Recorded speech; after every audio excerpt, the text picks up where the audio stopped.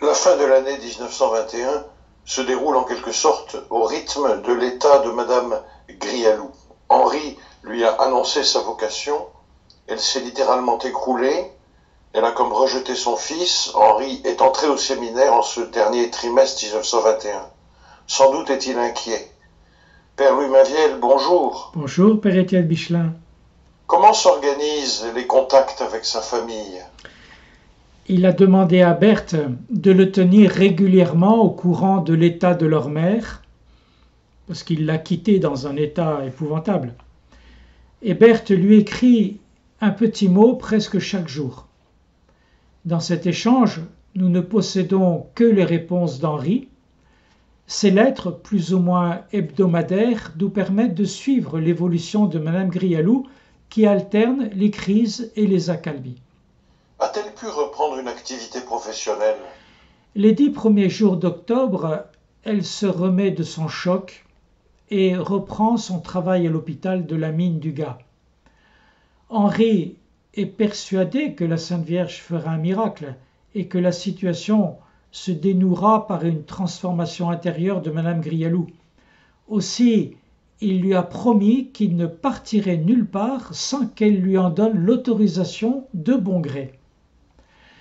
Mais le moindre mot ambigu déclenche une nouvelle crise et il faut qu'Henri rassure sa mère.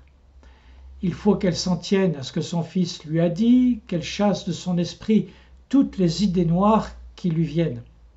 Il lui écrit ceci: « Oublions donc tous ces incidents, n'y pensons plus, vivons comme auparavant en ayant confiance les uns dans les autres.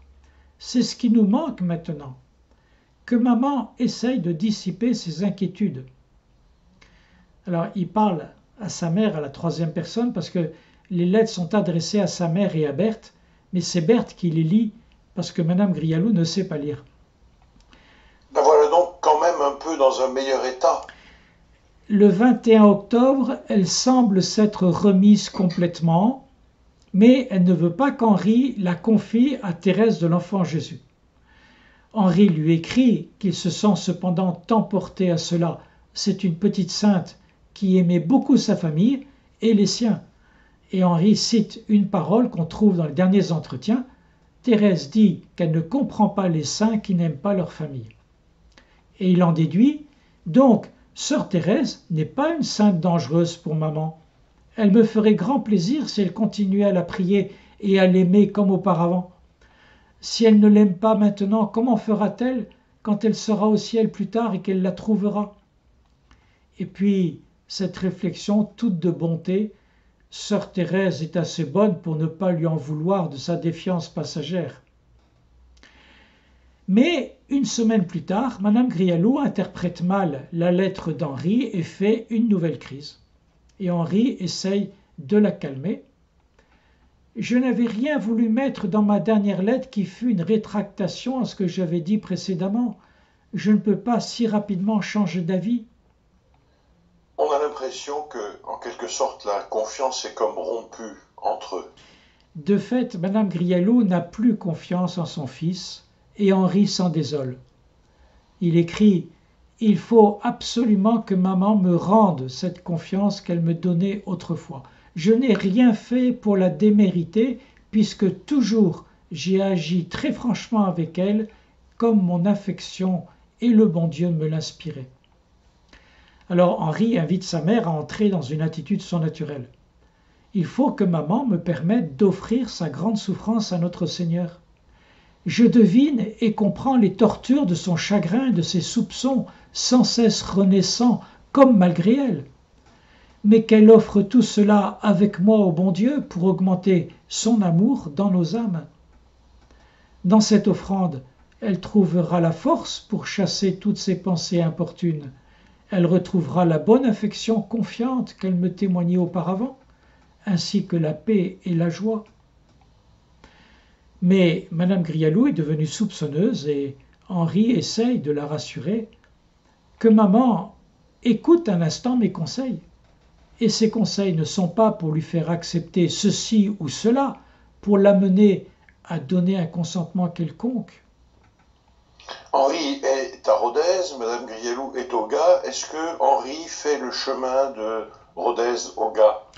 Pendant ce dernier trimestre 1921, Henri ne fera qu'une seule visite au Gard l'après-midi du 2 novembre. Et c'est une visite qui sera bienfaisante pour sa mère. Henri lui-même doit faire des actes de confiance.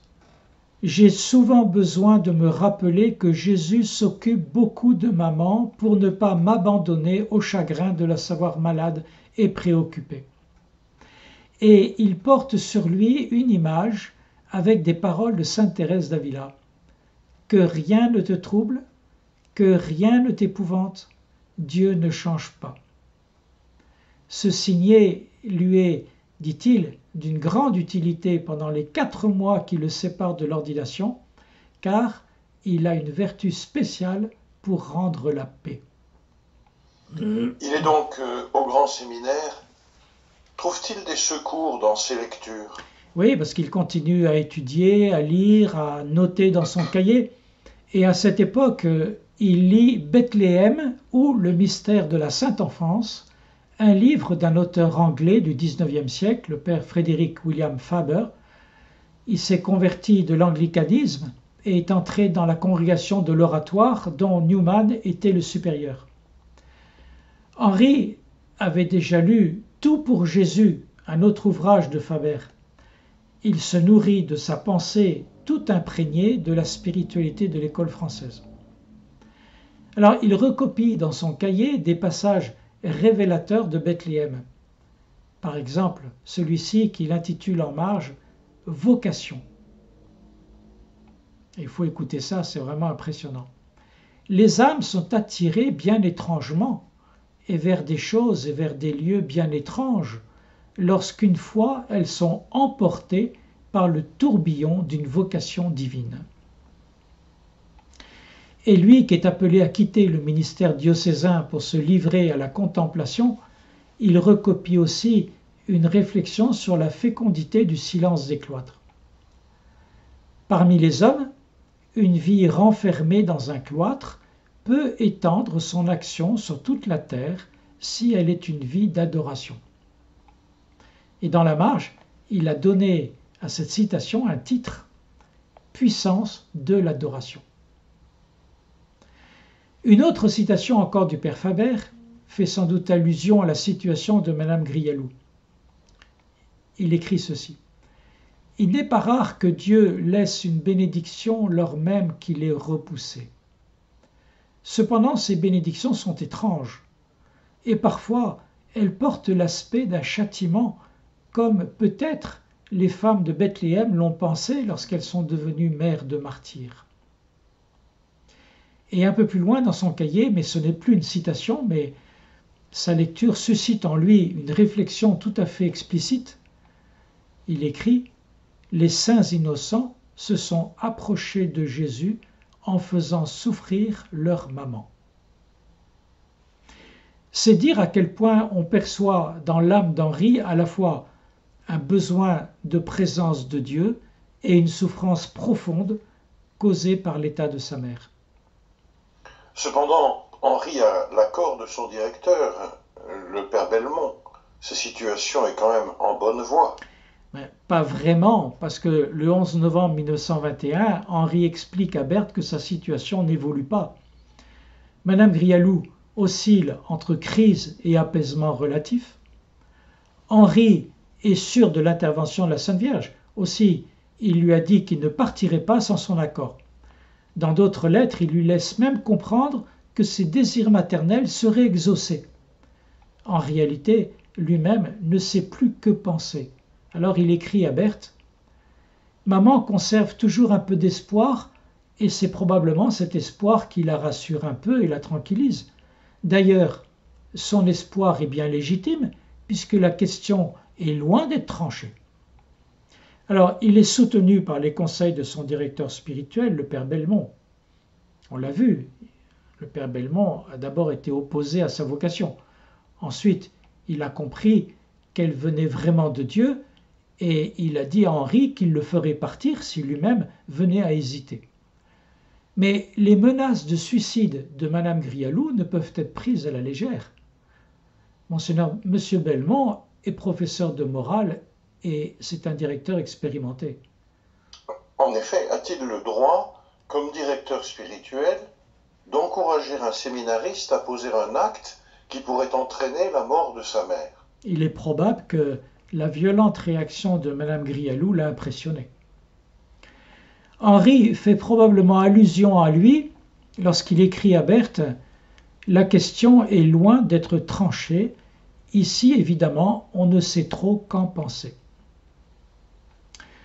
Pour ce qui le concerne, il semble que la grâce qu'il a reçue le jeudi saint précédent, tu es trop pressé, l'a transformé intérieurement. Aussi, il s'abandonne en manifestant une maturité spirituelle impressionnante. Il écrit à Berthe « J'en suis toujours au même point d'incertitude, mais je ne me trouble pas. Le bon Dieu saura bien me parler quand il le faudra. Il paraît souvent ne pas presser, mais au moment décisif, il arrange rapidement toute chose. » Oui, rappelez-vous, le bon Dieu a traîné jusqu'à Pâques et c'est le jeudi saint que tout s'est déclenché. Henri explique à Berthe qu'il connaît la joie paisible de l'abandon. Dans cet abandon à sa sainte volonté, il faut que nous trouvions la joie, et sinon la joie exubérante, du moins la paix qui en est l'élément le plus stable et le plus doux. Il est quand même vraiment seul avec sa souffrance, semble-t-il. Il faut dire qu'il est soutenu par l'atmosphère du séminaire, par les conseils de son directeur et les prières du Carmel. Alors il entraîne Berthe, sa sœur et filleule. « Essaye toi aussi de ne t'effrayer de rien pour le présent ni pour l'avenir. Fais chaque jour ta petite tâche et ne te préoccupe pas du reste. » Ces conseils révèlent probablement ses propres dispositions intérieures. « Il t'arrivera parfois, dit-il à Berthe, de sentir profondément ta faiblesse et ton impuissance en face des événements. » Sentir sa faiblesse, son impuissance, mais comment l'impuissance peut-elle être utile alors qu'il faut quand même faire quelque chose? Eh bien, il explique que cette impuissance est bonne, car lorsqu'on ne peut plus rien faire, on ne peut pas gâcher l'action de Dieu et empêcher la réalisation de ses desseins, ce qu'il appellera plus tard agir sottement. Alors tout va bien car tout est entre les mains de Dieu. Donc, dit-il à Berthe, bon courage et confiance, surtout lorsque rien ne va. Finalement, Henri n'a pas d'autre secours que la prière et la spiritualité de l'abandon en quelque sorte. On le devine soutenu par la grâce qu'il habite et même sensiblement parfois. Plus que jamais, dit-il à sa mère et à Berthe, je vous porte partout où je vais, souhaitant que le bon Dieu vous donne part à toutes les consolations qu'il me ménage auprès de lui. Et les journées s'écoulent au séminaire, se ressemblant beaucoup, pas monotones cependant, car chacune a bien son petit caractère et apporte quelque chose du bon Dieu. Joie, quelquefois, souffrance, souvent, mais même alors, c'est la joie, puisque tout cela vient de lui. Et il conclut de façon étonnante, « Je vous confie souvent à lui au cours de mes journées, le priant pour que sa volonté s'accomplisse et que vos désirs soient exaucés autant qu'il le voudra. » Il est abandonné à la volonté de Dieu avec un tel détachement qu'il prie pour que les désirs de sa mère, et on les connaît, soient exaucés. Cependant, autant que Dieu le voudra. Nous voici donc en décembre 1921. Les échéances approchent. Ce mois de décembre 1921 se passe dans la préparation des examens sur la messe et sur la théologie. Par ailleurs, Henri s'occupe toujours le dimanche après-midi des 130 jeunes filles du patronage de la cathédrale. Le 18 décembre, il leur commente l'épître de saint Paul, lue à la messe du dimanche précédent, dimanche de Gaudete. Est-ce un hasard? Il s'agit de joie dans la confiance et le détachement. Il parle probablement d'expérience. Alors il leur dit ceci.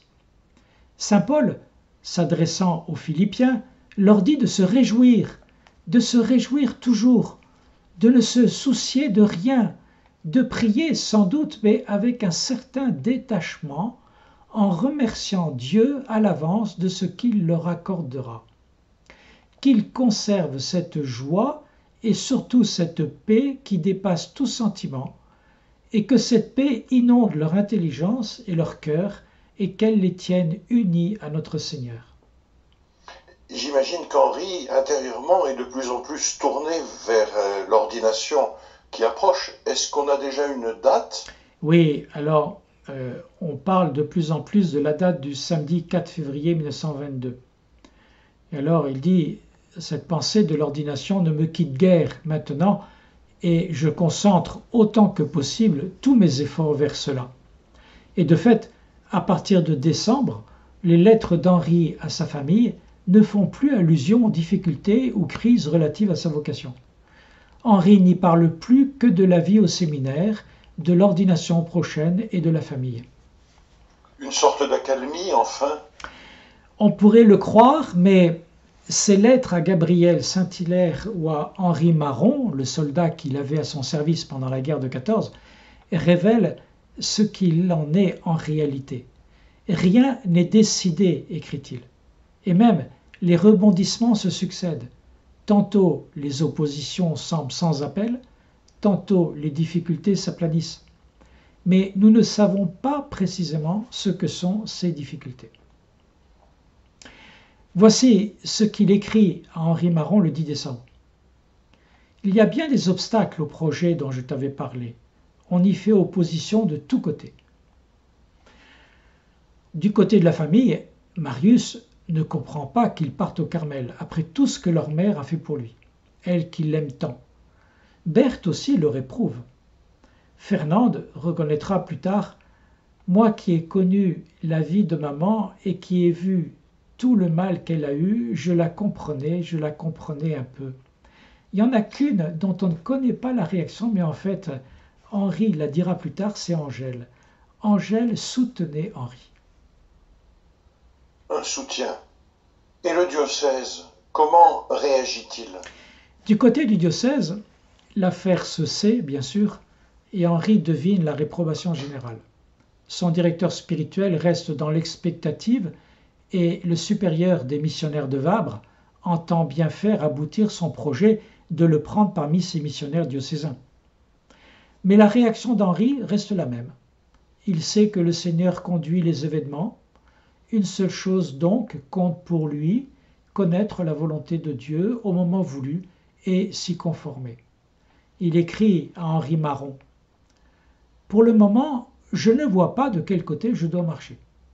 Comme toujours, on va laisser à la Providence le soin de décider et de m'indiquer clairement le chemin que je dois prendre. » Donc on le voit, il est complètement indéterminé. Et il envisage toutes les possibilités, même celle de rester dans le diocèse de Rodez, ce qui, écrit-il à Henri Marron, lui permettrait de le revoir. Et au moment de quitter le diocèse, il écrira à Gabriel Saint-Hilaire « J'ai été obligé plusieurs fois de renoncer à mes projets devant l'impossibilité apparente de les réaliser. » Et il reste cependant dans la paix et trouve beaucoup de joie dans cet isolement et dans la solitude du séminaire. Elle est, dit-il, devenue mon idéal. Quelque chose qui est difficile à expliquer humainement ou psychologiquement. On a l'impression que seule une grâce puissante peut le maintenir aussi serein et abandonné à la volonté de Dieu. Mais il va bien falloir que les choses se clarifient. Eh bien, on ne sait pas pourquoi. Il voit comme une nécessité de savoir au moment de son ordination ce qu'il devra faire. Il espère même que ce sera décidé avant la fin décembre 1921. Et il écrit « Mon ordination approche et d'ici lors, il faut que je sois fixé. » L'ordination est définitivement fixée au samedi 4 février 1922. Cependant, le dénouement espéré n'a pas encore lieu fin décembre. Il écrit « Il n'y a encore rien de définitivement décidé au sujet de mon départ. Le bon Dieu ne paraît pas pressé et il faut bien savoir l'attendre. Les difficultés paraissaient insurmontables. Tout s'aplanit et se pacifie peu à peu. L'avenir est encore incertain et il m'est interdit de régler un détail quelconque. Ce n'est pas facile à vivre, et Henri quémande à Gabriel la grâce de rester abandonné. Demande, écrit-il, à tous les tiens, à ta bonne maman en particulier, de prier pour moi. J'en ai un besoin que bien des circonstances rendent très pressant. J'ai besoin de force pour m'abandonner complètement à l'action de Jésus. Merci beaucoup, Père Louis Mainviel, pour nous faire découvrir ainsi la profondeur des combats et l'immensité de l'abandon dans lequel Henri Grialou les vit. Nous verrons dans notre prochain entretien que les dernières semaines avant l'ordination sont elles aussi pleines de péripéties. Merci et à bientôt. Au revoir, à bientôt.